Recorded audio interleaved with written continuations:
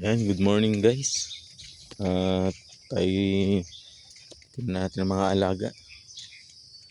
Ayan guys, meron tayong bibe, mag-asawa. Ano kayang problema niyan guys,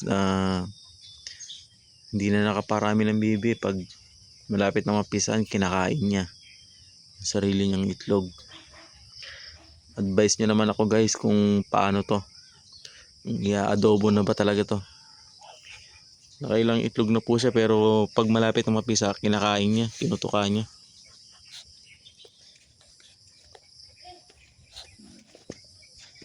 Ayun guys, may mga manok tayo dyan. Ayan, kalat ng ating mga manok. Ito guys, may maliit tayong bibi dito. Ayan, nakakulong. Nilipat ko dyan dahil kanina lang ito. Tataka ko ba't ay lumapit. Ayan guys, oh. Matigas na. Ano kaya nangyari dyan guys? Anong posibleng naging sakit? Nalamigan po kaya? Nalalamigan din po ang bibi guys. Paano naman po ako? Pa-comment kung anong nangyari. Ayan oh, matigas na. Nakamulat yung mata. Akala ko nakaupo lang.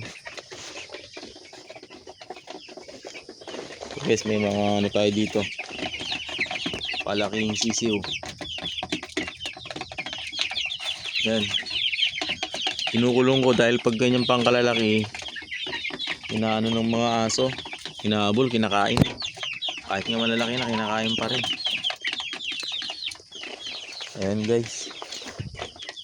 Ayan oh, kawawa. Dalawa yan guys. Yung isa nilagay ko sa ano, nangingisay, nilagay ko sa may bumbilyang dilaw, baka sakaling ano, makasurvive pa siya. Tingnan natin yung isa guys, yung nilagay ko sa ilaw ng dilaw.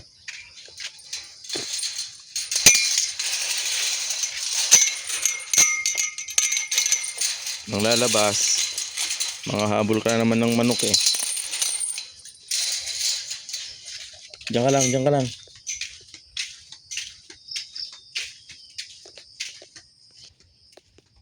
Ayan na ito guys. Kasi dito. Ah? Hindi. Yan, naghihingalo. Baka nalaglag lang sa gilid. Ayan, naghihingalo na siya.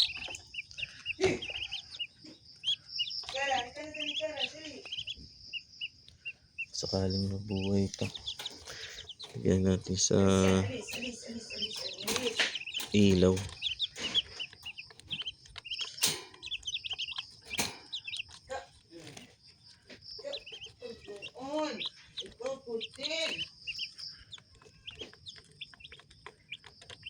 Tinutukan niya naman.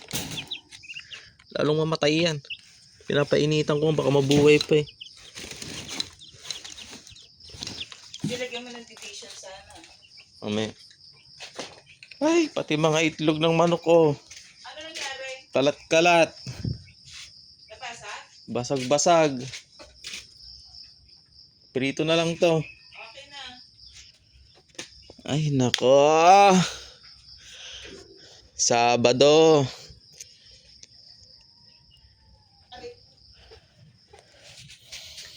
Basag. Prito na lang yan.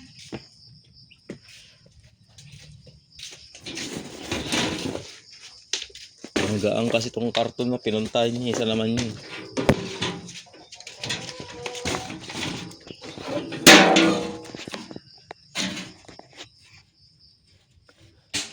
Yan guys, hanggang dito na lang muna. Mag-ayusin natin yung mga ating mga alaga. Magulo. Thank you guys for watching.